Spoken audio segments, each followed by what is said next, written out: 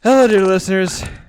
Welcome back to the next episode of Grim Lore, the lore podcast for all your Warhammer Fantasy and Age of Sigmar needs. I had this tunic steam washed. Why is it soaking wet now? Yeah, remind me never to flip off a Hydra on the boat. How was I supposed to know he can shoot water jets at us? Seriously. I feel like you playing Dark Souls, you should have been aware of this. I'm sorry, I was a little bit too inebriated when that happened. Okay, there's a tavern in sight, and oh shit, why is everyone screaming and running? Is Big Joe still there? I mean, we did say watch the place. Well, we told Flub to watch the place, but I think he went off and did his own thing, so... Well, I guess let's find out. Yeah, as usual. Okay, I don't smell the stench of shit and treef, so I think we're okay. And... Mark? Hi! Did you say something about a Hydra man? It's Mark! Hydra? Welcome back! And who is this guy? Oh, dear Lord. You guys look weary from your travels. Please come tell me your tales. Boy, have we got a fun tale for you. But first, who is the gentleman sitting next to you, and why do I see tentacles coming from his back? Dad? Unimportant. What is important is my name. You may refer to me as Magnus. Magnus. Are you my dad? I just may be. Well, this is a very These tentacles special episode. aren't just for grabbing things. Well, Oh, dear God. I suppose they are. Whoa. We just had one very I know how friendly, this goes. chaos demon here. Let's chill things out a little bit. Of course. Oh, Let's keep the tentacle to a safe distance. to a minimum. Of course. I shall alter my appearance. Okay, More comfortable visage. Okay, good. I will just stick behind the bar. I'll be the one serving the drinks, so that way I'm away from all the tentacles. So, that being said, still there. That being said, welcome, dear listeners, our very special guests, the noble island pirate, dwarf, king, admiral, elven pipeweed smoker, titles, Mark from Lorehammer. Lover in the night. Hey, thanks for having me. Forgot about that one. Yeah. And the noble wizard of Zinch, Magnus the Rad. Oh, yeah. I still love the name. I still love your name. Picture is, I don't know what you look like, but you got Magnus with the sunglasses, so I feel like, yeah, I can feel You're the off in the rad. I mean, you gotta. Fake it till you make it, you know. And then once you make it, just lie. You never faked it. What's this fake you speak of? What are they gonna do? Say you lied? You made it. They can't do anything. Who's going to tell you otherwise? That's not exactly incorrect. I had a friend in high school, and he was like, everything is 50-50 in life. You either make it or you don't. Either make it or you don't. Yep. Yeah, and my math teacher was just like, that's not how it works. And he's like, no, you either make it or you don't. Yeah, that's a 50-50 chance. There's two choices there, man. 60% of the time it works. Every time. 60% of the time, it works every time. Every time. All right. Everyone's good. Everyone's acquainted. Everyone's chill. I believe so. I'm pouring myself a drink. Yeah. Mark, would you like something to drink? Maybe some elven pipeweed from Ray's stash? I've been playing Lord of the Rings Shadow of Mordor, and they're talking about drinking Drog and Draught all the time, so that's what I'm going with tonight. Okay, I'll see what the bartender had stored. So when we check under the cabinets, I mean, orcs do have a menu. I wouldn't be surprised that they have a nice collection of liquors and wines. about for our you dear can imagine a wizard connoisseur. So thick. If you can get me a bottle of water, I can show you a magic trick. If you don't have any wine, that is. Okay. Jesus. Here, Ray, give him the bottle of water. I'm just gonna sit back and watch. Well, he'll turn to gasoline. That's a All good right. economy right there. All right. In this very fine bottle of water, there is Water. In this cup there is nothing. And now, the finest brandy to grace the lands. Ugh, it still looks like water. That's the magic part. Oh my god. You can drink it in public without people shaming you. It has no smell, no calories, but it tastes exactly like the finest brandy. I like this guy. What else do you become a wizard for? Actually studying? No. Well, Get I had to study. drunk. I had to study to It's do those that. wizard parties. No one throws something like that. You ever been to a wizard party? Ain't no party like Wizard Party, because Wizard Party don't stop. This is good. This is good. So, Ray, are we learning about Warhammer Fantasy today? Because, man, I'm exhausted after that Dark Souls story. No, And- we're doing and something depressed. different, but also very similar. Okay. Yeah. I mean, consider And in me some intrigued. cases, more worsely written. Okay, consider me intrigued. I'm interested. I like where this is going. In our last Warhammer Fantasy episode, we were covering the Lizard Men. Now, I decided it'd be fun to do a little expansion, cover their evolution and where they are in Age of Sigmar, just to give people a general overview of Age of Sigmar a little bit and see how poorly written it is in some cases. There are some Man. points where I will So say, you just called me to make me angry, basically. You just called, Okay, am I, pissed me barring, off before bedtime. am I barring the doors from the angry mob outside, or am I barring the doors from an angry Mark inside?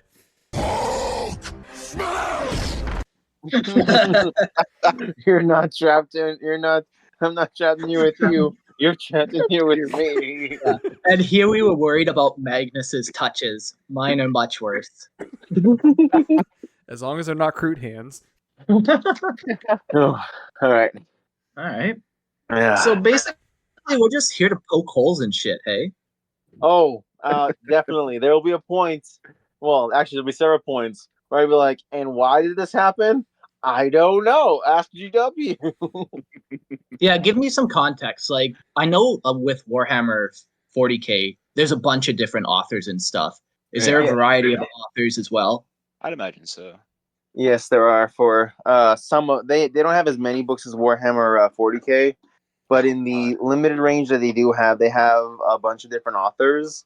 And from what I hear, they're decently good. They're like better than from what I've heard, they're on average better than 40K books, but they're not as good as the best 40K books. I was gonna say them's That's, fighting I feel words like now. I feel like that's a fair evaluation there because I think it was most of the Warhammer books that I've read 40K. I'm a big 40K guy. I don't know too much about Sigmar or the Old World. Most of what I do know is from y'all or from the Gotrek and Felix books. Yes. But I feel there was one book that I didn't even read it. I listened to it. I think it was called like Flesh and Blood or something like that, or like Steel and Blood or something like that. And it was like an LA noir style like 40K book, and I really liked the concept of it. But listening to it, it was just like they should have gotten a mystery writer for this. Like it just wasn't a great book. It was just real. It was something to listen to. That was the one It where we was a talked good about those. 40K book, but it wasn't a LA noir style book that you would have liked it to be. Yeah, I'd put it like that. But like the Forges of Mars trilogy, fantastic. I did one of my best book series of all time. Interesting. I haven't read those ones. I might add those to the list though. Those, if you enjoy the Mechanicus to any extent, that book is fantastic. There's Black Templars in it. There's a lot of really cool stuff about like that you learn and get a really cool first-hand view of the bondsmen in ships, which are essentially the human slaves that they'll pick up from orbital stations for like crews and reloading guns and stuff and All the priming the fun warp positions. engine. Yeah, pretty much. I won't say anything too much, but that's just a fantastic trilogy. Great, I'll add it to the list. But Going on my yeah, list. so yeah, like I said, we'll be covering Age of Sigmar. Like I said, there'll be points where I'm like, I don't know. I don't know. It would have been cool if they would have done this, but they didn't. I don't know why. So I feel like that's a lot of GW's stuff in general. It's just, but they didn't. would have been great if they Would have cut the been Horus Heresy cool. down halfway. Would have been great. Would have been great. But they did this. Yeah, as much as I enjoy the Horus Heresy series, I don't think it needed as many books as it got. It was a 9-year war. It didn't need 60, 70 books. Yes. And that's before you count the Siege But- of Terra. Yeah, that's before Siege of Terra too, which is another 12 books or 10 books? Yeah, it's 10, I Or- think. 10, maybe 12, Like- because the very last one has been split into 3 books now. Yeah, the End of the Death I think is in 3 parts. Yeah, That's That's just great. That's just way too much. I mean, I love it. I love the amount of minor detail. I love having the option to look into it, but at the same time, you never know when the details from a small inconsequential book will just show up. I think it was there is a Horus Heresy book. It's book 16, 17, and it's pretty much like a Suicide Squad type book where they go. I'm blanking on his name right now, and that's a little embarrassing. But the lead of the Custodes at the time of the Horus Heresy, Constantine Valdor. Valdor. I almost said Valor. Yes, Valdor. Valdor pretty much goes around and he collects this Ragavan type group of assassins from the different Calexis houses. Or no, sorry, that's one of the assassin houses. I don't know too much about them just because it's sneaky and I like big loud things and flashy lights. But this book Sneaky. was pretty good, and it goes into depth about Sejanus and his death, which was something I wasn't expecting to ever get backstory on. Yes, it also kind of ruins some of it, though. I don't think they need as much detail. There's points where they go too much in depth, so it kind of ruins it overall. Where it's I don't need to know every little intricate detail of this war. Yeah, Because- I definitely agree on that point where it's just okay, there's having neat little details, and then there's I would have rather this been kind of a what do you think situation. I did hear an Yes, interesting yes. discussion one time of I think because Dan Abnett's the one that's writing the End of the Death, and I someone love brought up him the so idea. much. Someone brought up the theory. I'm guessing it was a theory that because the Horus Heresy splits off into so many different storylines and side plots or whatnot, so it's just he's basically trying to tie as many of them together before it's all finally said and done by the end of the Siege of Terra. That was what I heard. I don't know how true that is, but that does make sense as to why the End in Death is 3 volumes long, essentially. I could definitely see that, but honestly, I'm okay with Dan Abnett writing as much as he wants. He's probably my favorite 40K author. I agree. He's really good. He's really good. I like him. Yeah, I like him for the same reason that some people don't like him. I like how he describes Space Marines fighting and stuff. Obviously, I know a little better. He does write the Space Marines a little stronger than they should be, but I swear, go find the nearest Dan Abnett book, flip through it, and I swear to God, it'll appear it'll show up at least once. So and so threw a punch so hard it would decapitate a mortal man. I swear to God, he sneaks that into each one of his books at least once. It completely unrelated. He just throws it in there. To be fair, I think an Astartes could feasibly do that to one of us. So Well, no, absolutely, but it's for It instance, didn't need to be said. yeah, it Horus Rising. Whenever Jubal starts losing his mind and stuff, it's Jubal threw a punch at Oh my God, I don't remember who it was that he punched. Loken? Yeah. He threw a punch at Loken, and he he threw a punch so hard that would have decapitated a mortal man. There is not a mortal man for miles. What? You don't need to express to this. I get it. I love it, but it's funny. It's a little bit of an exaggerated violence that I love. I know how to write my Yes. custom Space Marines now. That is so lame. Oh, I absolutely. mean, that's 40K in general. Everything is just exaggerated, but that's why we love it. Oh yeah, absolutely. That's the whole point. You just it's an exaggeration of sci-fi in general.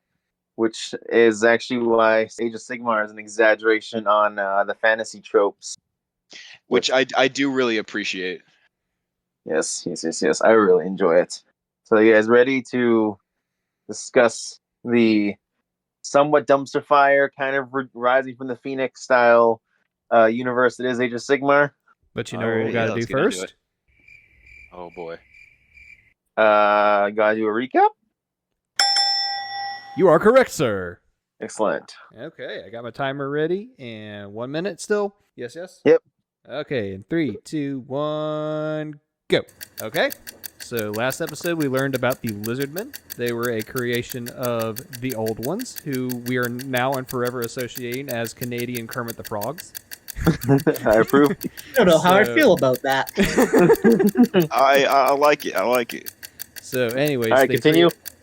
Old Ones created the Slan, who were basically their advisors, and then they created the Skinks, who were basically kind of like the how would I say, the muscle or whatnot, and then became the Lizardmen, who were basically like the powerhouses that helped the Old Ones clear out the old world in its nascent state from all the apex predators, 98% of the apex predators, except for like the 1% at the top and the 1% at the bottom.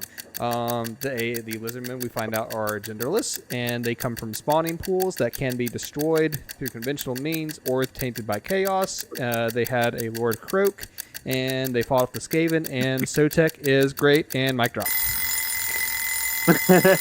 Good enough. All right. Before we go on, the spawning pools, that sounds super cool. Like, That just sounds Is it nasty, man. You lost me.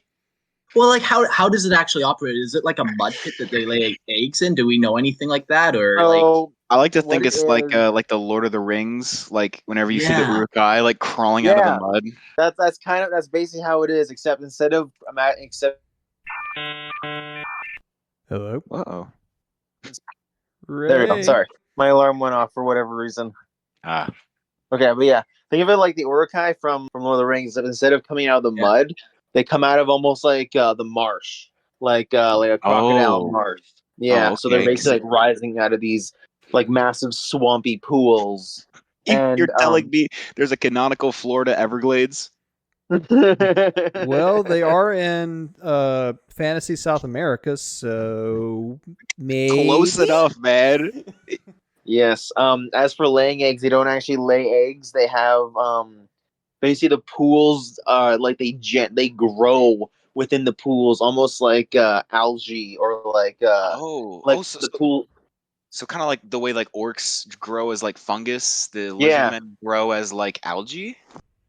I'm using algae as an example. Well, yeah, but- they're not literally algae, but they grow Yeah. in the same manner as algae, Yeah. where they just kind of Yeah. interesting. Okay, I always figured it was a kind of like an egg kind of situation. Yeah, no, they basically are like tadpoles that are created within these spawning pools, and they have their entire like life cycle within there before they emerge at full maturity. Super That's cool. that would be Yeah. terrifying. You walk in and you accidentally stumble across one that's like just about to be ready. You're there for like 5 minutes. Hey, this is I don't know. Maybe I'll relax, take a smoke or whatever, and then boom, dinosaur. Fucking crocodile holding a chainsaw sword. Yeah, that ain't no It's like how- it's dinosaur. like That's a crocodile monster. It's like how alligators are born with all their teeth. Lizardmen are born with weaponry and knowledge of war. Oh, it's a I mean, boy. yes. they are born with knowledge of war. Every single one of them is like born innately with the knowledge of how to do what they need to do. Yeah, that's great. But yeah, so since the Lizardmen are in Warhammer Fantasy and they go into Age of Sigmar, I have to explain how they get to the mortal realms of Age of Sigmar, which involves the end times and the Skaven throwing a moon at the Lizardmen. Oh boy. That's pretty Um, cool. So I made a joke before about it being poorly written, and it is. But the way it was written initially in the end times was all the lizard men die. Like they all just die. All of them just they're wiped out because a moon gets thrown at them. So of course they're dead. That's a pretty But- valid reason to die, though. Yeah. I don't know But about then- you, but if somebody threw a moon at me, I think I would die as well. But they then changed it in Age of Sigmar or leading into Age of Sigmar, where they reveal that the Lizardmen temples, which are like Warhammer Fantasy South America, like ziggurats and shit, were actually spaceships. And so it turns out instead of all the Lizardmen dying, some of the Lizardmen got onto these spaceships that they didn't know were spaceships until this very second. And some of them managed to escape the planet exploding and the world ending. What 13th So Black Crusade level of stupidity kind of writing is this?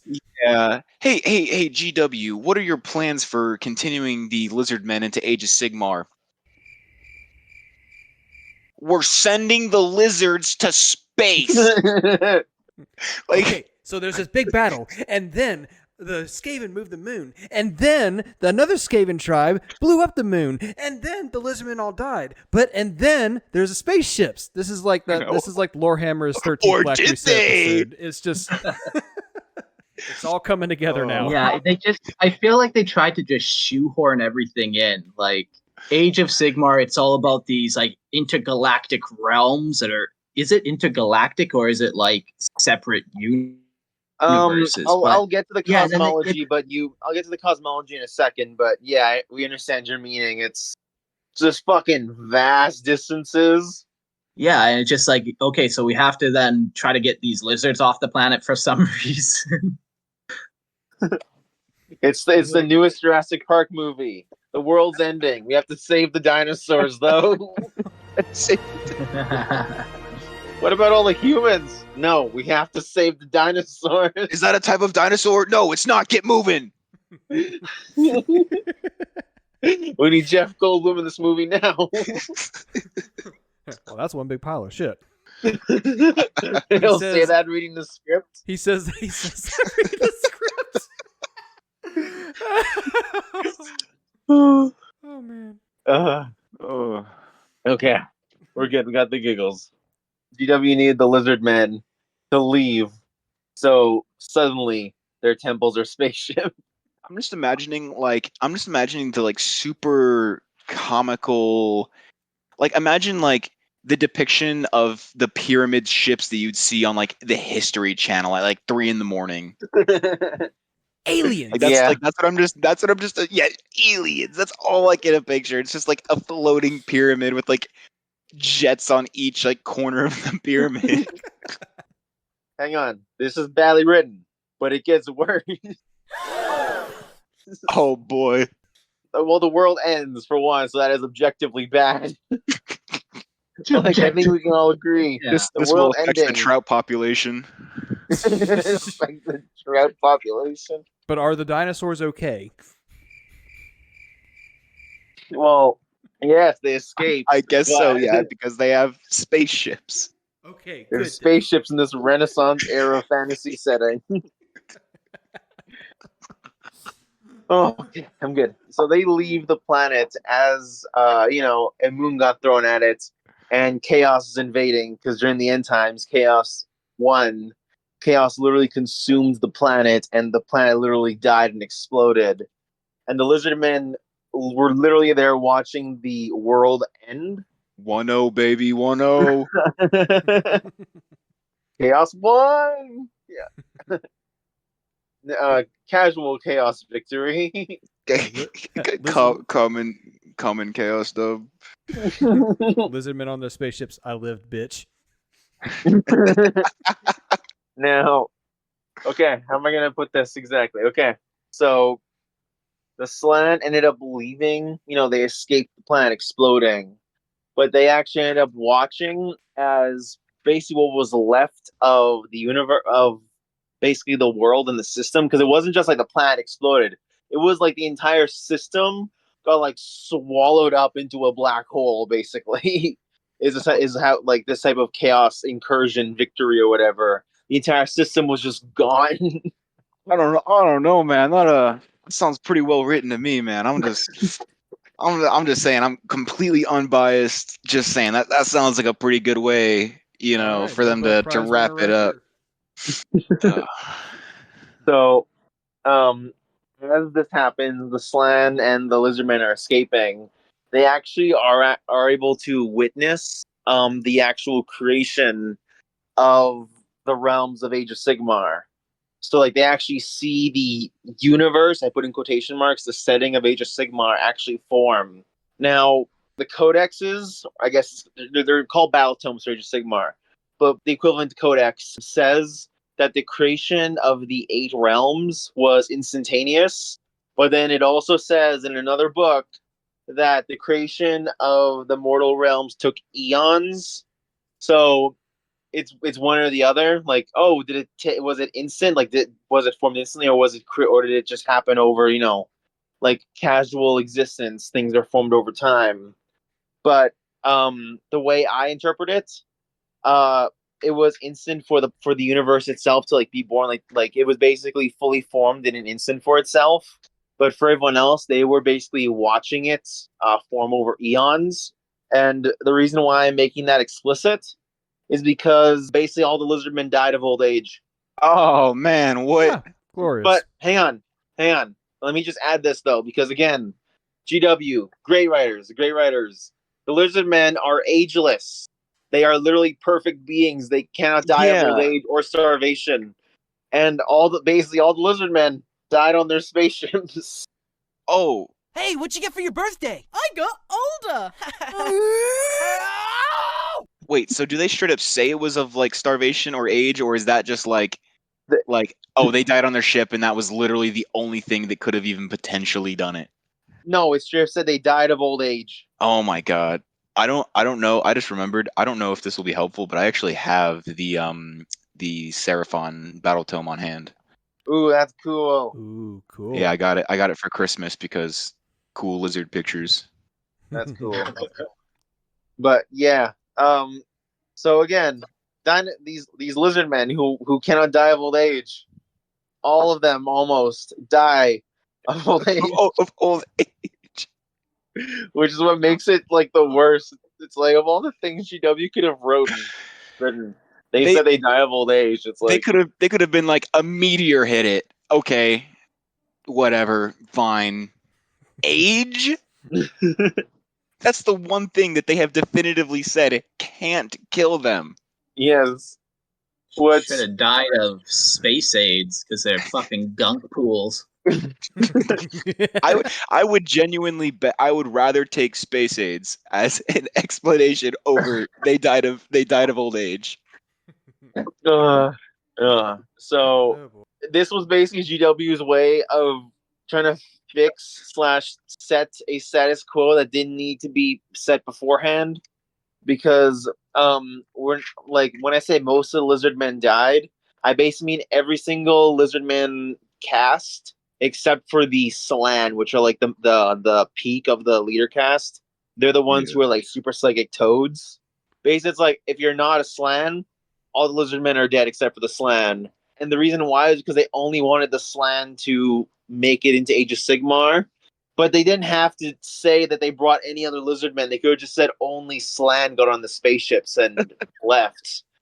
But It really that's not even that's not like a reach or anything too. It's like okay, they're the high leaders, they get the cushy spot, they live. Cool, we're good. yeah, but because they wrote every cast, like one of like at least one of every cast managed to escape, they then had to retroactively say that the race that cannot die of old age managed to die of old age, so that only the Slan could make it into Age of Sigma. It's like what? Why are you writing yourself out of a corner that you didn't need to write yourself into? Classic The lizard GW. men were such perfect beings that they were able to die of old age. They can do anything. Nothing is beyond their reach. Oh my god!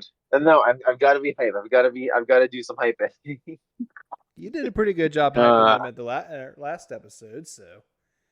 Well, I'm not upset with the lizard man. I'm not upset with lizard man. I'm actually just disappointed in GW's writing. Okay. That's Again. that's pretty fair.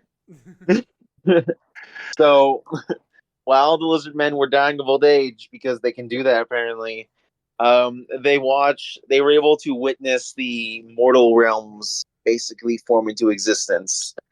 So to to give a brief example of it, I'm sending a picture to the group. That Oh is wow. what the mortal realms Ooh. are. You've got mail. Oh wow. What the can I Yeah, full screen on that. So let me know when you guys all see it. Here, give All me. 4 pixels of it. Is it 4 pixels? Nah, looks Yeah, pretty good for me. cool. It's not that bad. It's not that bad. Okay, I'll send another one because you have to be picky. You've got mail. Okay, there we go. That's better. Oh no, that's yeah, if better. you save it, you can. Oh, is it? That one's a little worse, but That looks a little worse. It's all right. I I can. like that I can first one where see. it's like spheres and planet rotations, but it's realms.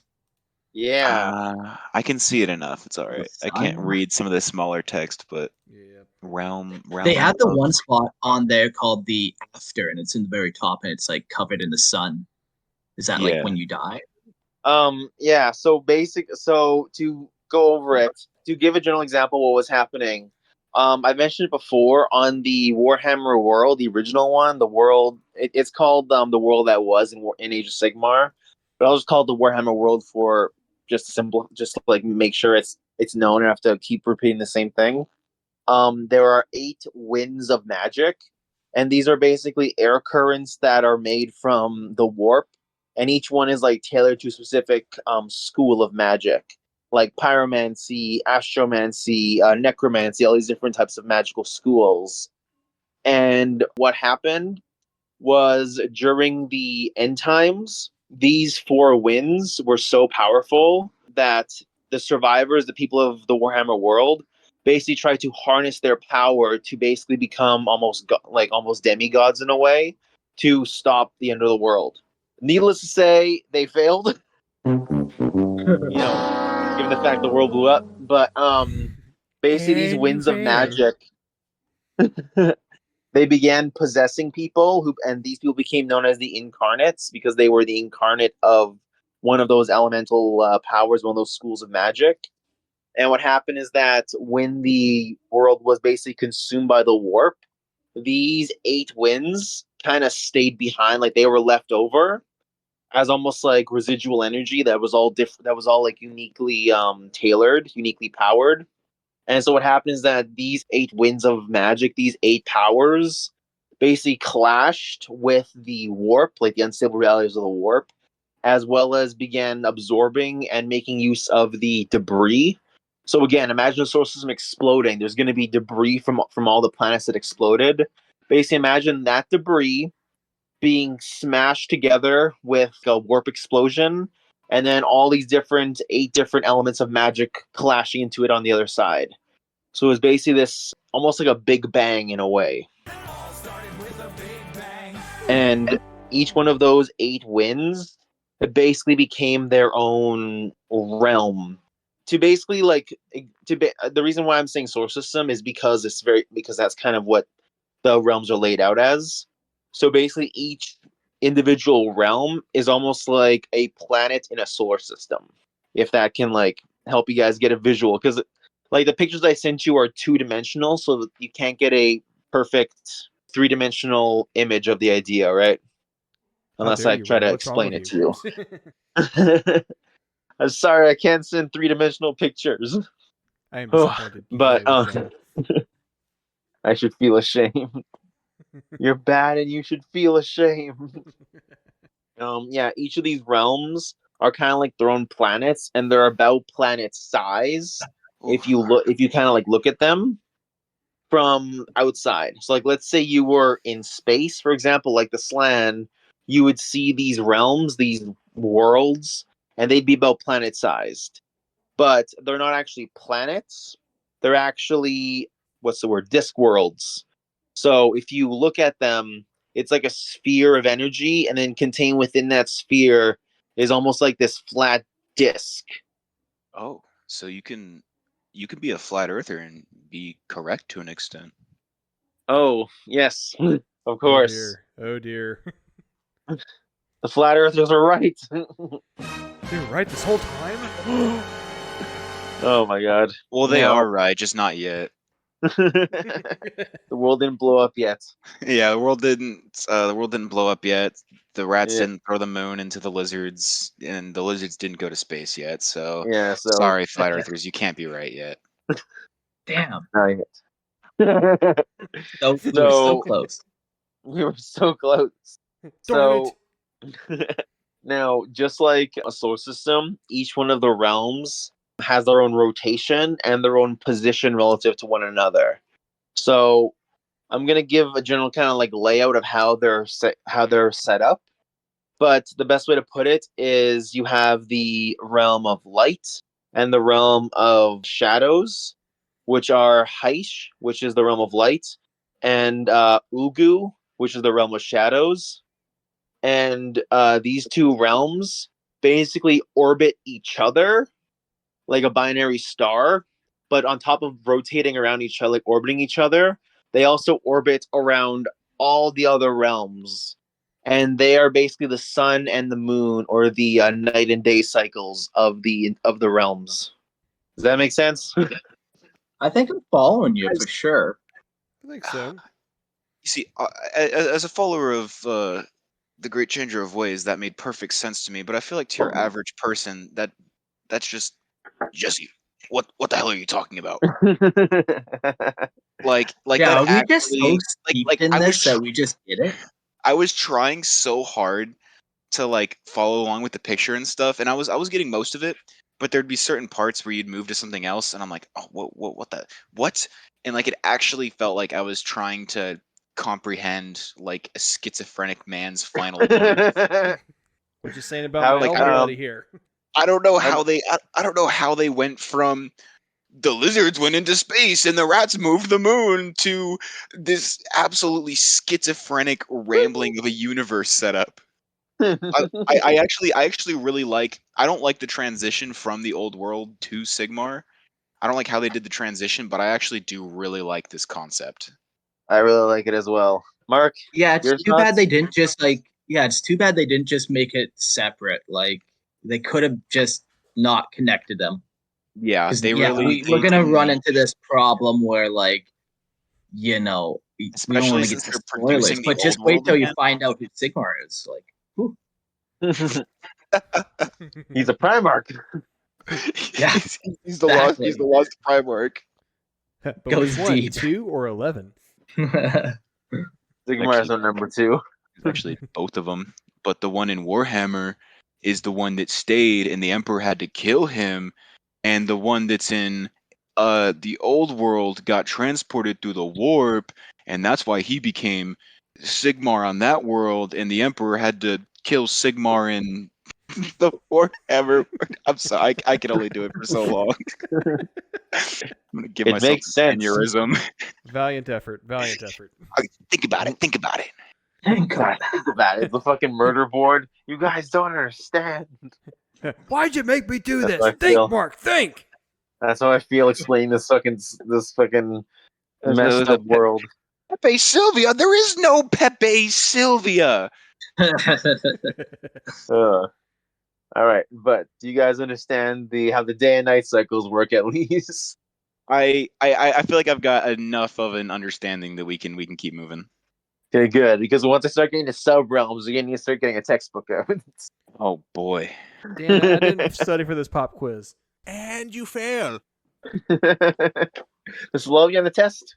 So those two, Heist, the realm of light, and Ulgu, the realm of shadow, those are on the outside. Those are always going to be on the outside of of the realms. Now, what's at the top is the realm of Azure, or not Azure. What's it called? Azure. How the fuck do you pronounce that word? Azure, maybe? Azure. There we go. That's the word. Azure. That one is basically going to be the heavens.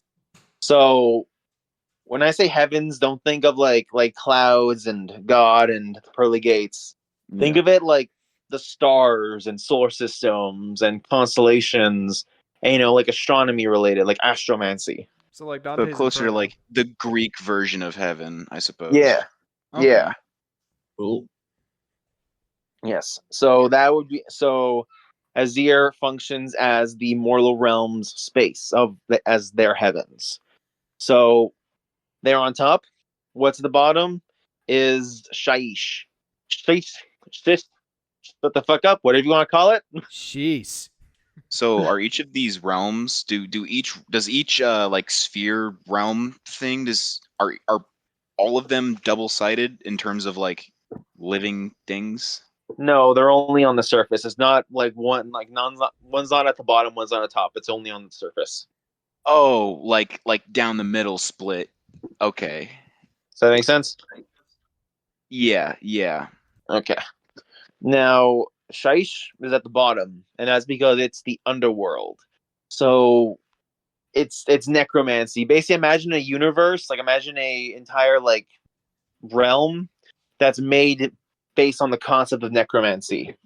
So So Nagash? not quite Mordor. Yeah, the Nagash is here. This is Nagash's realm. Ah ha ha!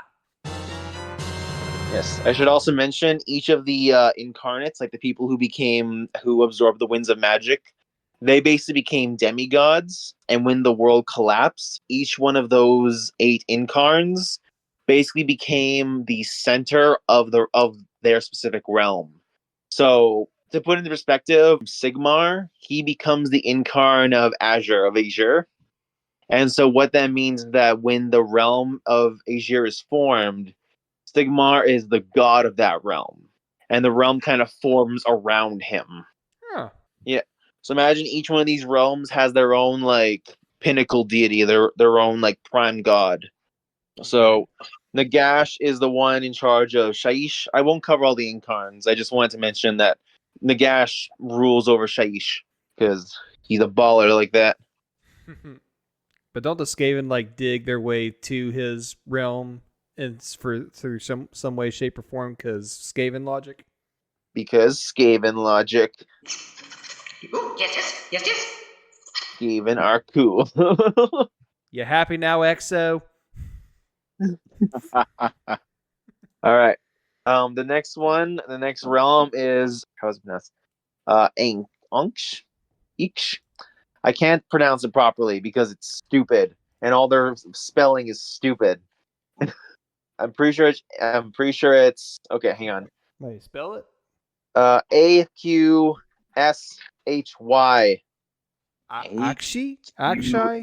Akshi, something like that. Akshi. I want to say it's Akshi because I'd all say their Akshi, yeah, that's because all their spell because that's how it's always been for the Shaish and Nazir.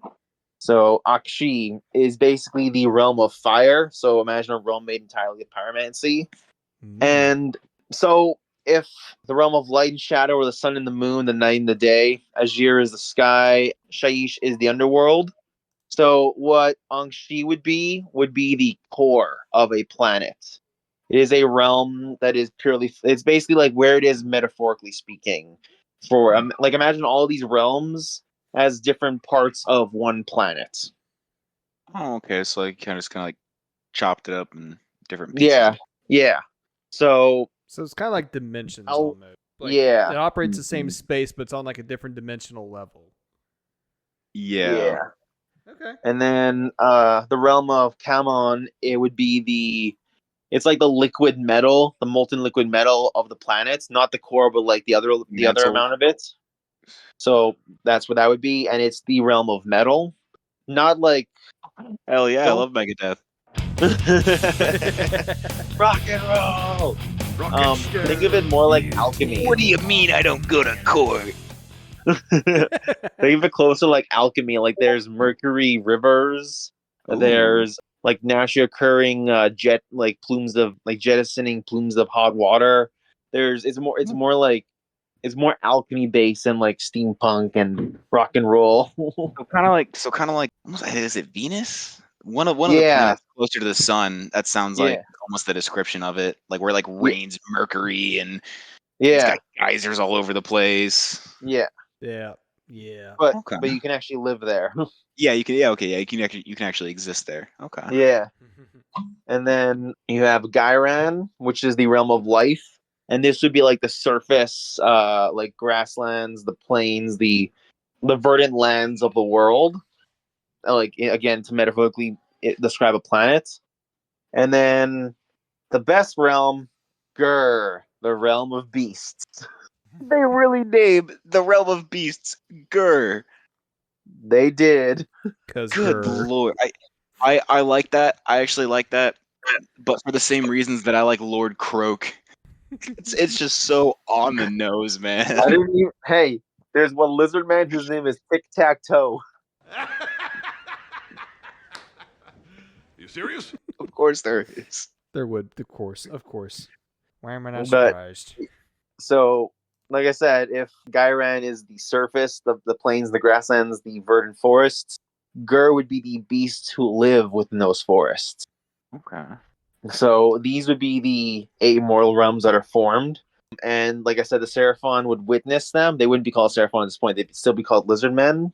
But they would witness this world being born. And they would actually begin to... They basically thought they were going to die.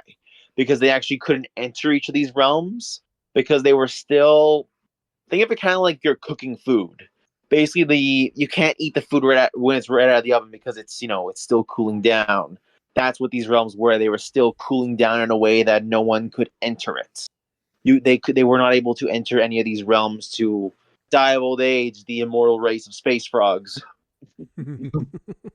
But this is where something fucking cool, and stupid happens. Oh boy. They gotta So, cancel each other out. well, Ass bitch. I think it's cooler than it is stupid, but that's just me. So while the lizard men were weeping, like while they were sad of the whole, we're gonna die situation, their sorrow and their anguish was actually so strong that it drew the attention of something. So the lizard men's ships would actually go on to be saved by Dracothian, the Star Drake, or the World Dragon. Ooh. Oh, this thing existed in 40K to an extent too. The World Dragon. I'm not sure if it's the same one. Are you talking about the It's- Void Dragon? Or in the very least. Oh no, not the Void Dragon. Okay. It gets brought up in which book is it? Cite your sources now. Oh, Cite your God. sources. Oh, it's one of the Horus Heresy books. It gets brought up in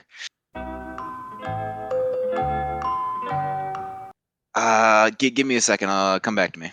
Okay. Panic, and then you're thinking of like the machine spirit that lives underneath or whatever. What is that called? The Emperor battles him. The Dragon of Mars. Yeah, That's that is the Void Dragon. Yeah. I'm talking about something else. I'm really Okay. curious to hear But- about this now. But anyways, while he's searching, continue. Yeah, so it's okay. So Dracothian, the World Dragon, the Star Drake. It turns out Dracothian, this badass dragon of awesomeness, this dragon god, turns out he was actually hiding inside the core of the Warhammer world. Oh man, I don't remember what book it was, but I remember the context of it. I think it was the one. I think it was First Heretic, the one with Lorgar falling. He is told by, I believe it was a Chaos Demon, that he needed to find the. Oh no! Sorry, that's a 40K thing. It appears in the. Oh my God, the Mephiston books. There is this like strange demon thing trapped in this like special vault where the Blood Angels keep all of their like just most screwed up like chaos stuff that they can't destroy, but they can't let keep anywhere else. And so Mephiston is trying to find the source of his essentially warp blindness, and he's told by this demon thing that he has to search out. I don't remember what it was called exactly. I'll try to look for the name right now.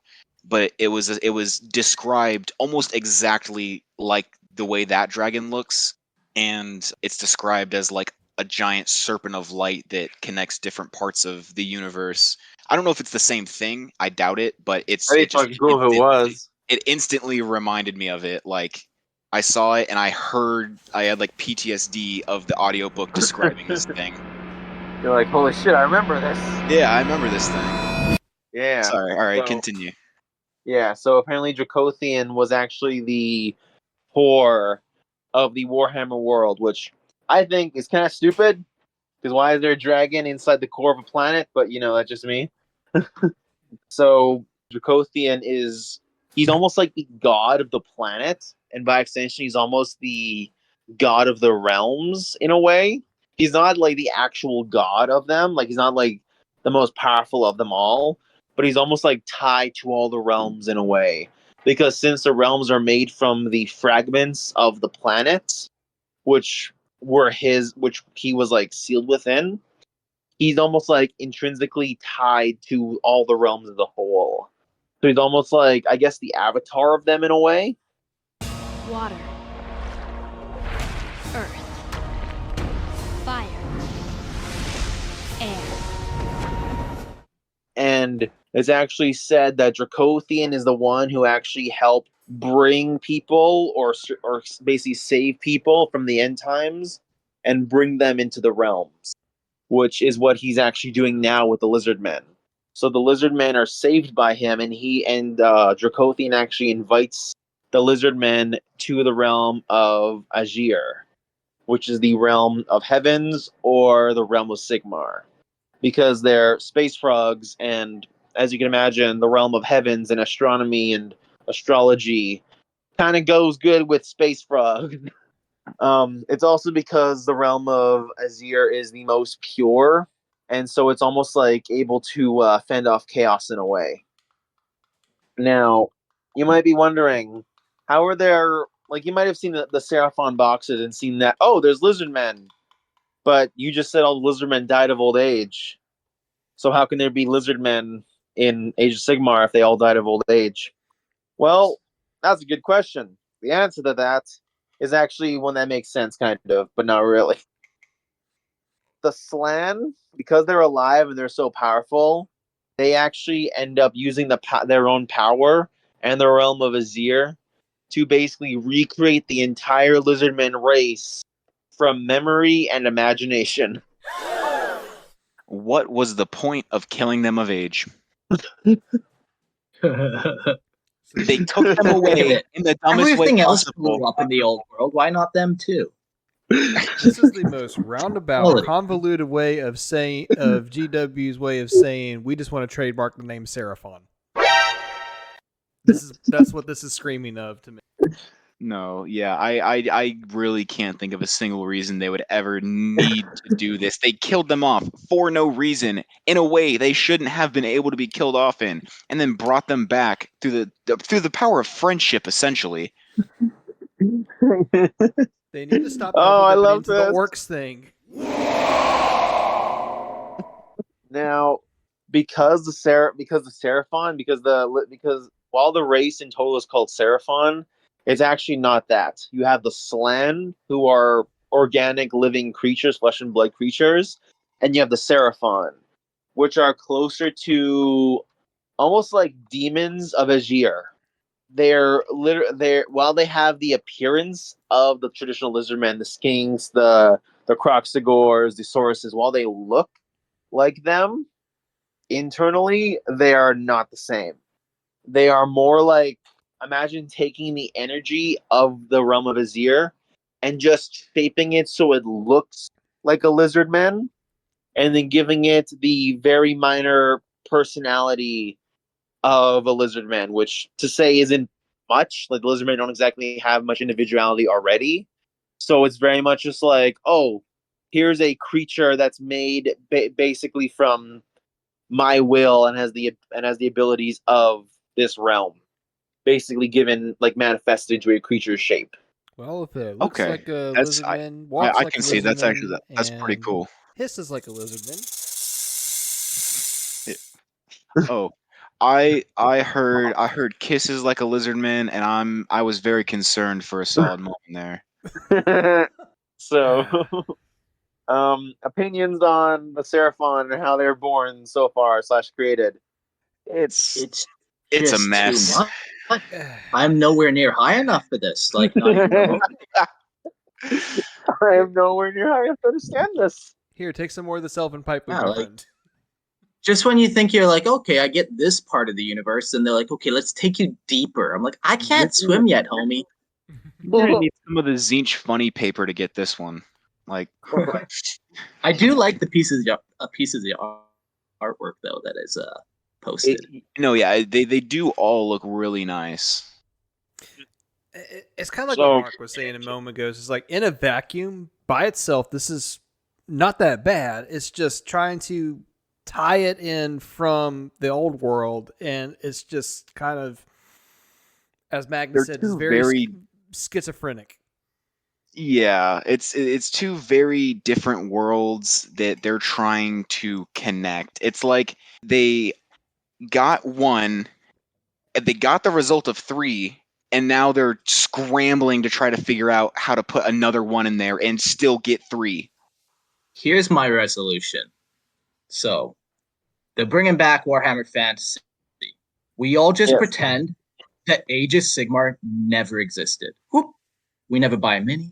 We all just go back to Warhammer Fantasy, where it's safe, it makes sense. There's adventure still. Knowing GW, if they lose enough money on Age of Sigmar, they'll just pull some nonsense like, oh, all of the realms coalesced and they reformed back into the planet. All of the different aspects of the world re-merging, and oh, look at that, it's back. That's You what I'm better- saying, man. We could cause the apocalypse of the Age of Sigmar world. If we all band together, we could do it. I mean, if they're producing new fantasy stuff, I see no reason to buy Sigmar. You know, So we're just gonna destroy Sigmar. I approve. yeah. But to go over these realms, though, remember how I said they're like it's like solar system in size and scale. Yeah. These realms you would imagine to be like planet size. Like, oh, okay, well, if it's solar system, each realm should be about a planet size. No. So if you guys have watched Doctor Who, imagine the realms like Doctor Who's time machine, wherein the realms are bigger on the inside. Oh, okay. And by All right. bigger, I mean they're virtually endless. Man, on that level, the writing is retarded. I see what you did there. Thank you, thank you. Thank you. Yeah, look at I'll all be that. all All night. applause. You made it funny. So each realm, when I say it's like virtually infinite, basically what I mean is each realm is like themed or flavored based on their magic that they're tied to. So use Angshi as an example. It's a realm of fire. Everything should have a fire-based tint to them. So their lands would be like deserts or dry barren plains. You know, they have a very fire-esque theme to them in a way. Now, that's at the center of the realm. So again, flat earthers, everyone, flat earthers were right. They were right. It just took them a while. Basically, the center of what would be the disc world is a very standard, almost like Earth-like environment. I don't want to say Earth-like environment. Think of it, well, themed around fire. So again, deserts, dry prairies. You know, a more hotter, drier theme to everything. So that's how everything would be. So it's like if you took a picture of Earth and then put a filter over it that's just whatever theme it is.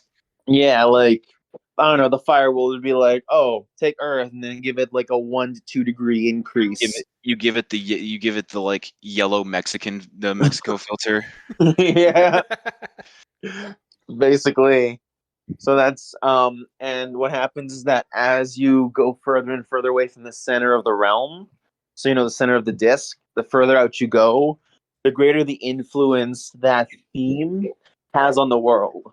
So like, again, the realm of Angshi, you might imagine to be like, oh, it's a dry desert land kind of thing. But if I keep walking in any direction, it's going to get hotter and more fire related or fire themed. So now it might rain fire suddenly, or the ground might break open into fissures of lava, or there might be like living wildfire. So it's kind of like the Star Wars treatment of like single biome regions or realms almost. Yeah, It's like a really roundabout, really terrible Hyperborea, if you know what that is. I feel like I do, but I feel like I don't. It's insane, man. Some people like actually believe it as hard as like some people believe the Earth is flat. It's crazy. It's essentially there are people that believe that there's a certain part of the Earth referred to as Hyperborea where before like modern humanity lived, there were essentially like superhumans, like each person is essentially a Primarch. They're big and strong and like beautiful and intelligent, and they like left Earth a while ago, and like they still like visit Earth, and they use Earth as like a slave colony. Like it's crazy. I would look into it anytime you got some free time. That's fucking wild. It's some crazy batshit stuff. It's worth looking into. But yeah, so like I said, each realm has its own theme, and naturally, creatures that live in that realm will have that theme. So again, Legend of Shi has a bunch of fire-related creatures, like salamanders from fucking Nocturne in 40k. Like they literally have what are basically described as salamanders, like roaming across the volcanic plains. That's pretty cool. Gotta love me a good like salamander, or is a worm what you would call a wingless dragon? Yeah, I think it's Yeah. a worm. Worm. I love me a good worm. Yeah. Oh, I can't say it like that. Never mind. I got a little worried for a second. Addicted. Like I said, the Seraphon are from the realm of Azir, so they have like right down to the point their blood is like made out of starlight. Oh, what the hell? Yeah, and I've heard yes. them doing pokes like. And like I said, because the realm of Azir is actually the most pure and radiant in a way, the Seraphon and all the creatures from Azir are actually like tailor-made to stop chaos in a way. And what I mean by that is when I say the blood is like starlight, if say a chaos warrior or a chaos demon injures a Seraphon, if their blood basically becomes holy water or is the equivalent to holy water. So if I a demon cut, like the Seraphon as much. so let's say you have demons of corn that try to fight the Seraphon and like bisect it. Oh, suddenly its blood is just drenching this corny demon, and he's like, "Blood for the blood!" Oh my god! Burns so good. Wrong blood, wrong blood. Corn curd is It's not like for where the a- blood flows. Sanity is for the weak. Oh So, man, I Seraphon think are great. kind of like just reminds me of like the aliens from the Alien series, the Xenomorphs. Yeah. Yes. That's cool. I should also mention the Seraphon are able to equivalent to orbital drop, where they basically imagine if a realm of one of the realms is being invaded by chaos. Suddenly, out of nowhere, there'll be like a thunderstorm rolling overhead, and as this thunderstorm is building, there's a massive like super lightning strike, and when it impacts, out of where the impact was, is just a bunch of the Seraphon.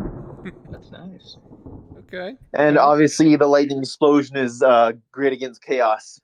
You tactical nuke an old one in. Basically, it's fucking great. The thing about the Seraphon though is when I say they fight, the reason why I'm saying that they fight chaos, like why they're so good at fighting chaos, is they actually like singularly go after chaos. So a Seraphon will actually like ignore battlefields that are like more in need because that's not their goal. Their job is to fight chaos. So you can have like a village of people that are like women and children and sick people that are being attacked by orcs, and the Seraphon will keep walking because there's no demons there. Wow, the Slan are pissed about the end times. They will just not let it go, man. So what you're saying is they're like the Dark Angels, but lizardmen. Approve. I like to think that they regularly have weather patterns where it's like in Egypt whenever it started raining frogs. I know Lord Croak is alive. He's got a new body because he went from being a corpse. When he entered the realm of Azir, he was given a new body and became basically a demigod again. Yeah, and then Lord Croak has actually moved stars to basically intimidate chaos. Like he's moved stars, and the constellation that was formed, I believe, looked like a frog, and it made the forces of chaos like terrified because it's like, oh, these things can move the stars. I Oh name man, this constellation in honor of my friend honestly, Ted. that really shows the difference between 40k chaos and fantasy chaos. Just it really shows this mainly the scale difference, because if you look at like 40k chaos moving stars, that's like Zinch sneezed and he like moved a few, like I don't know, he accidentally threw a star into a planet or something. Yeah. Because he thought it was funny. Oh, absolutely. Did it for the giggles. That's a Seraphon in SG and what makes them super awesome. But there's one thing though that actually leads to their detriment, and it actually plays on the whole realms being elemental themed. Because the Seraphon go to another realm, and they actually are like in a protracted fight there. Like, they just keep fighting chaos over and over and over again in that one location. They'll actually start to lose some of their Azir-ness. And they'll actually start to almost become closer to their original lizardmen forms. Hmm. Which is great because they basically become more normal. Like, they stop becoming demons and almost become mortal again. But they end up losing their divinity that makes them so great at fighting chaos. So Okay. it was also their way of bringing the old lizardmen back, because people weren't happy with the Seraphon being basically like demons of order. So they wanted the old lizardmen back. So again, why not just update fantasy instead of doing this whole rigmarole into Age of Sigmar, but then bring back the old world, quote unquote, which is slowly going to kill out Age of Sigmar anyways, all according to plan, of course. According to plan. But I don't know. You guys got any questions about the realms? There's more I could answer, more stuff I could go over, but I'm not sure. But I think the time's running a little bit long. I swear this is very again, in a vacuum, this is a very interesting way of like melding the whole Norse 9 realms with like the East Asian elements and everything together. It's just the way they're Yeah, trying like if to. this was a standalone novel, this would be cool. Or like, some short story or something. Very cool, very cool. But it just, gets They need wild. they need to it's like whenever you have like a vestigial twin, like they just need to like cut them apart and like Yeah. let them live separately. Yeah, be free. That's the Yeah. perfect way to say it, man. Cut them apart. Oh, I should Now, the also real mention. question is, how do they bring back Warhammer Fantasy? What By lore bringing all the shenanigans are we gonna realms find together. ourselves? Oh, so excited. There'll be a new event where people have to bring in their actual games to determine the winners, and it's try to rebuild Warhammer Fantasy. Jeez. But I should also mention it is possible for a realm to get cut off from the other realms, because I should mention that realm, like, travel between the realms is possible through what are called realm gates, which are basically they're basically webway portals. And that's And how like most races would get around, right? yeah, you basically pass through a realm gate and go into another realm. Cool. Or you can go What- to a realm gate at the center of your realm, and that'll bring you to the all points, which is it's basically like a hub that lets you travel to any of the other realms. Yeah, I see that picture now. That's cool. Okay. Yeah. Yes. But it is possible for a realm to get cut off from all the other ones, but that can only be done by that realm's god. So again, Sigmar lives in Azir. If he wanted to, and he has, he could actually shut down all the gates in and out. So no one can leave and no one can get out. Or no one can get out and no one can get in. Now, what? Okay, this leads me to having two questions. One, could he open them back up? And two, what would be the advantage or disadvantage of cutting off your realm? So when Sigmar did it, he did it during an event called the Age of Chaos, which was basically where after the realms were fortified and built and all of the races were like recreated by the gods, like Sigmar basically helped remake the humans, combined with whatever humans were brought through by Draconian. But Sigmar did it to basically keep chaos out. So when he broke down, when he destroyed the realm gates, or when he shut them down, Chaos couldn't invade Azir anymore. And he ended up reopening them after 500 years to basically take the fight to Chaos. So that's where the Stormcast come from. So basically, for 500 years, Sigmar was building up his forces to end up, basically trying to fight Chaos and take back the mortal realms. Wait, sorry. So you mean to tell me that after an extended period of solitude, this leader of sorts comes back with a new type of warrior specifically designed to be better at fighting chaos? Sounds a little familiar there. I don't know. I think it sounds very original. I have no idea what you're talking about. They sound cool to me. I'm not sure. I'm not sure, but something. It just sounds so familiar. Something's calling to me. You know. So, as for what the advantages are, you basically prevent your realm from being invaded. So, Chaos can't get in, and you basically keep any of the other realms from invading you if they ever plan to, but, mostly everyone's fighting Chaos.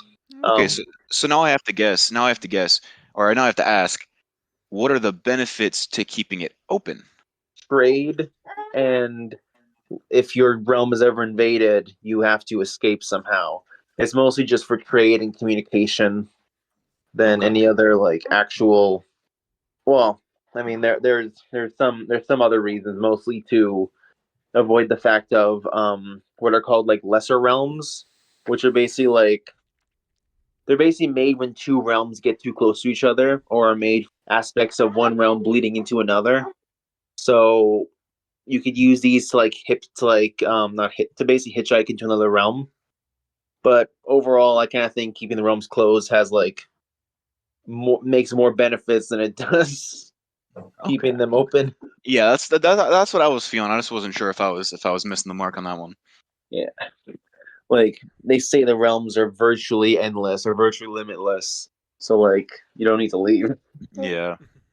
But Sigmar likes to fight chaos, and there's always a chance chaos might find a way in, so it made more sense to Well, take the fight to them. if anybody's gonna figure it out how to do it, it's gonna be chaos.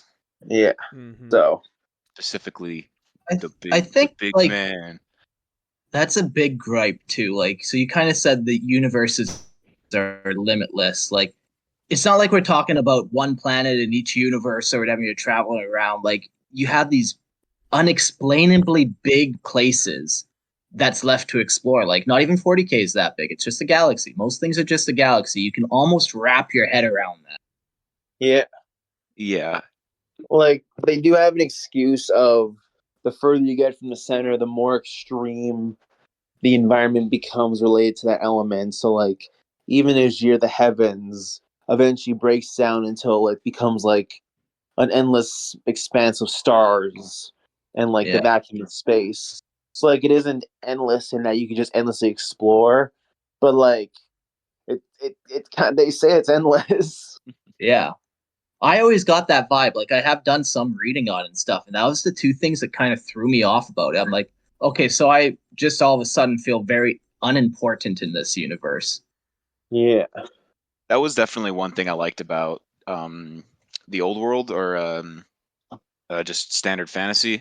was certain things that feel completely unimportant in 40K, they felt larger. Like you guys mentioned in one of your earlier episodes, a town burns down in 40K. That's like, who Who cares? cares? That's a good It's day. yeah, that's a good day. We What do you only mean? Real lost the victory. town. What do you, only 3 trillion deaths? Yippee! But Yeah. in Sigmar, a town burns down, and you can really feel that a lot more because it's a little more relatable to the standard human experience. Tell that to the 2 million Yes. souls that were lost during that Beastman attack. That was a lot of death. That's yeah, you got me there. And it is I all mean, children, too. did the Beastmen attack happen? Sure, but 2 million, really? Context is Standard Imperial important. victory.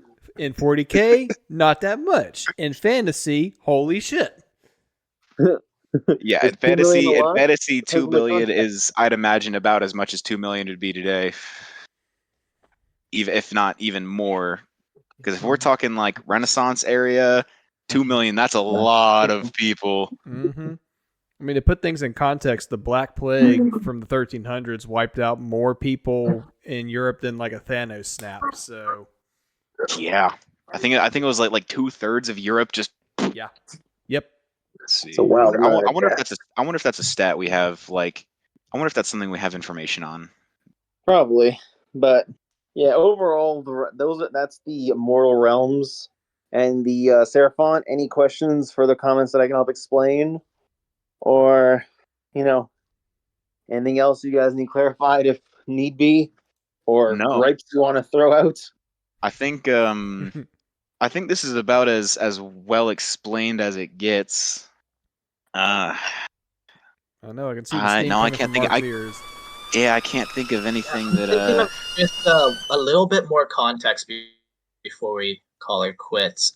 When was this kind of all released? Like, so we had the end of fantasy, and then did they like kind of give codex by codex, or did they drop like 10 codexes at once for us to kind of explore the universe? Like, how built upon into the story are we at this point of like So, actual release? Because so it's all clunky and stuff, but we can maybe give it some grace. yeah. To my knowledge, Age of Sigmar is on its third edition. Like it was just recently released, or like the third edition just came out. And I believe it first came out in 2017, 2018 is around when I want to say it came out. So it's not it hasn't even gone past a decade yet of Yeah. being According to this, released. it first came out in 2015. Like the very And when first was like edition the of it came out in main 2015. Okay. almost So like when did the end times happen? If Sigmar was released in 2015, did they even like give people a mourning period, or did they immediately just go, okay, that's dead. Here you go. To my knowledge, it was a brief mourning period. It was because like I wasn't fully invested. I was in the series like when the end times first started, but I wasn't fully into it as I am as I gotten older and started to reintroduce myself to it. Okay. But yeah, I know that there wasn't a very long grace period. Yeah, that sounds about GW. You guys got any particular realms you guys would want to live in over just the brief description of each of the 8 ones? I've always loved the realm of nature. Just like, yeah, just imagine the fucking trees there, man. And they're like Um, living and they want to be your friend all of a sudden. they're currently at war with Nurgle, actually.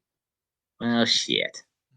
Nurgle and I believe the orcs are invading it in the current story arc or the current I edition. hereby sign a petition. Oh God, Sigma, you must close these it's happening. doors.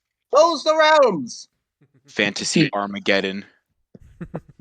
It's pretty cool. It's wood elves, tree dragons versus orcs versus Nurgle demons. No, Okay. I think I would like to, like, in terms of if I were to want to read a book about any one of these in particular, I think I'd have to go with the Shaiish. I Oh, the think Realm of Light. yeah, I feel like that one just, I don't know, just catches my interest more. Those are the high elves. Ugh. Oh, sorry, wait, was that the one with the where like Nagash and all them are? No, Shaiish is with Nagash. Oh, I'm sorry, is that not what I said?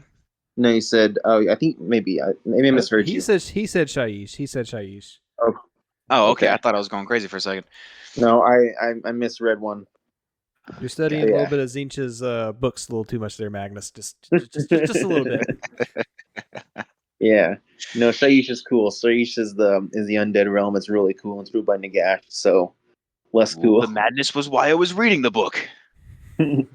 I should also mention Nagash is the only god of death in Warhammer, like in the Warhammer in Age of Sigmar. Because in Age of Sigmar there are a bunch of gods, and each one has their own little like portfolios. But only Nagash is the god of death, and that's They're- because he consumed all the other gods of death. because Yeah, there, that's okay. Yeah, that sounds about right. there can be only one. Yeah. What was the steampunky Uh, one that you were talking about earlier? Gammon, but it's less steampunky and more just alchemy Steam. and Venus-y. Oh, that one sounds pretty cool. Other than the Shaiish one. It's not steampunk. It's just steam punk. Who you calling a punk, And you Mark. punk? Any realm you want to Hey, guy. visit or live in. Yeah, the nature one. Regardless of the invasions that are happening, I still am for it. Okay. I just wanted to make sure. All I right. feel like, you just gotta make the best of wherever you're at. Plus, it's nature. Like, who cares? Who cares if there's the Fuck it. occasional orc? Fuck it. Forest fires happen and it'll regrow. Fuck it. Actually, pretty sure in Gairan, the forest grows faster than forest fires can take it out. In Gairan, Roots grow- forest eats the, The roots fires. go deep, my lord. I can't remember which one it is. I can't remember if it's Gur or Gair, but the continents in that realm are actually alive. I'm sorry. Right. Did you say the continents? Yes, the continents in that realm, like continental drift, isn't a thing. The continents are moving because the continents are alive in that realm. Man, like, could you imagine waking up and all of a sudden your parents live like an entire continent away because your continent broke up with their continent? Fuck. It's a situationship, okay? Yeah, I can't remember if it's Gur or Gairan. I'm pretty sure. No, I think it might be Gairan because the continents are alive and they're like seal. I could see Gairan because that's the is that the nature That's one? Or is that- nature. That's nature Yeah, and life. I could definitely see that one being the one with the living continents. Yeah, it's fun. I could imagine Mark just fucking hacking away on like Gairan's version of Panama and suddenly ends up in the Arctic Circle. I'm just saying, Oh, if no. I'm walking through a living continent and I see like a moss hole that looks particularly damp, y'all are gonna have to put me in cuffs. Oh my god. That's nice. I'm about to marry a continent. All right. Yeah, I think we've covered Age of Sigmar enough. Feel like I'll be able Yeah. to sleep good now. I feel That's like we one could have less said mystery, that. boys. I feel like we could have said that like a lot earlier on. I feel like any mention of Sigmar is enough talk about Sigmar. Well, do you guys know this was just my therapy session, so I could just vent. and then they said that there was 8 realms, and they all sucked. And then the lizard man died of old age. But they're immortal! Show me where on the continent the continent touched you. Ugh. Oh, man. All right, think we're done. Okay. Wait, we got one done in like under 2 hours? Good job, us. Good work, team. All right. Nice. This is going to be a breather edit for me now. Yeah. That's only 4 hours of work. Amen, brother. Try doing a YouTube video. So, Takes me fucking an hour to do 10 minutes. so is that going to segue into our big announcement now? I mean, it could. Doesn't have to, but it could. Oh, Well, I kind of spoiled it for our patrons What is in our that? tavern talk, so. Okay, I'll announce it. Besides, it's the I new am working year. on. Yeah, I'm working on transitioning podcast episodes to YouTube. We're not relocating to YouTube, but more once I'm done, like an episode will be out, I'll edit it, and then I'll try my best to put it on YouTube within a decent amount of time. So if you guys want to if you guys want to actually watch our podcast, you can happily do that. If you guys don't want to listen to us, you guys can look at my slideshow picture. Yeah, That's so all I'm curious. YouTube is. Yeah, so I'm curious. How is that gonna work? So is it more so gonna be so the other people can see the pictures and such, or are y'all gonna have your cameras on, we're getting some recording done, or what are we talking here? Like It's face reveal going to and shit? be. It's mostly going to be me showing the pictures, adding a little bit more, adding more visuals, like more images in general that can Okay. best fit the themes. There's only so many pictures I can show and send without like just clogging up all the images we have, and plus there's only so many times I can find the same image of the 8 realms because all of them kind of look the same. That's true. So, but I can obviously do more with YouTube length and imaging on there. So it won't be any different from like your standard like lore tuber you might see for Warhammer or anything like that. It'll just be us transitioning the podcast audio to video format. Okay, so just kind of transcribing it of sorts. Yeah. Yes. So you guys can look forward to that. Yeah. Do we have any other announcements, Gerald? We have a new patron. Our ninth We patron. do. Yes, we do. And we would like to give a warm welcome to Shamrock. I don't know if they've accepted our invitation to the tavern yet, but I'll keep the welcome party ready for them when they do arrive. Yeah, I hope he shows up, or hope they show up. Yes. I want more friends. we like friends. We like friends. But I guess on that note, we have our obligatory shout outs to give per our contract with Zinch. We have since we have another Zinch worshiper here. Okay, here comes the scroll. So we would like to give a huge thank you to Magnus the Rad and Mark for joining us on today's episode. Yes, thank you guys. Yeah, thanks for having us. I Always a learned pleasure. a lot, and at the same time, I learned nothing. I truly feel like that's every podcast. That's Age of Sigmar for you, baby. Yeah, it's a lot of. No, thanks for having me, guys. It was awesome. It's a whole lot of nothing, but it's can't say it hasn't been entertaining for sure. I love making fun of something that isn't my own creation. Well, so now with that out of the way, and let's thank our other patrons here: the Honorable Knight Sir Flub de Montfort, the Noble Chaos Dwarf Slappy, the Dwarven Imperial Knight Astronautical.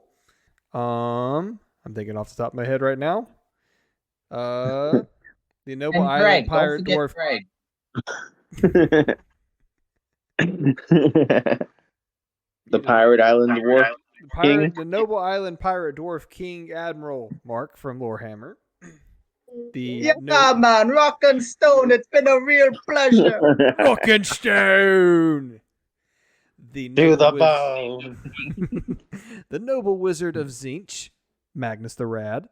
The Trickster Knight of Zinch, Warper. The Powerlifting Knight of Nurgle, Big Joe G. He's a very huggy boy. A very huggy boy. Very huggy boy. And I think, is that all of them? Is that all 9 of you? I think so. Is that all 9 of you? So, that being said, we have one more spot left for our 10th patron, since our first 10 patrons get a very special item that you will find out once it is sent to you. So, once You you gotta left, stop everybody. sending me your hair. We don't want little bags of your hair, man. It's just not what we want. We want the I good mean, stuff. speak for yourself, Mark. I could go for a bowl of spaghetti. Oh God! All right, let me get the buzzer ready here. All right, absolutely. That's weird. The last time I seen you, you still had the same amount of hair as you do now. What did you shave? looks like Cartman is enjoying his chili. Oh God! Oh my god, your tears taste so good.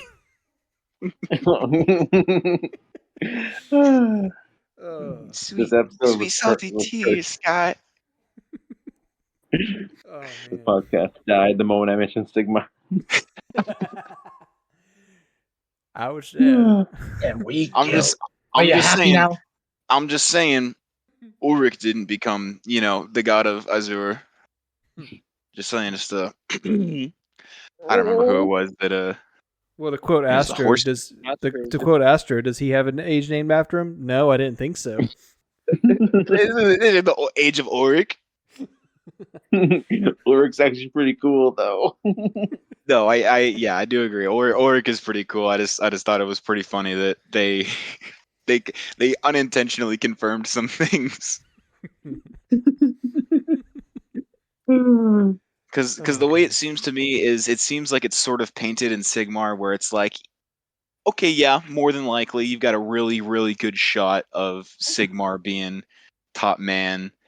But as far as I understand, there was still a little bit of a shadow of a doubt where you could realistically get some followers. But for this one, it's like, yeah, Sigmar's the god.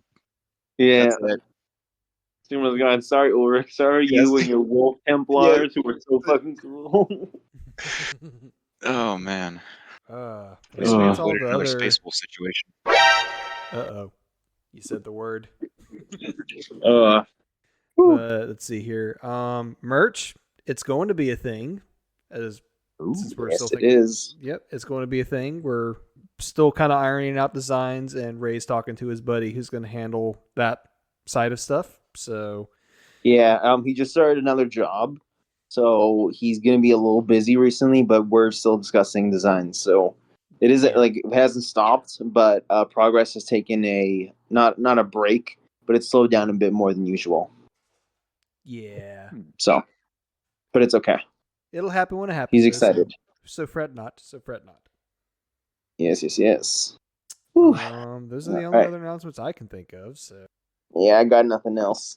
I should say though, after this episode, we will go back to regular schedule programming.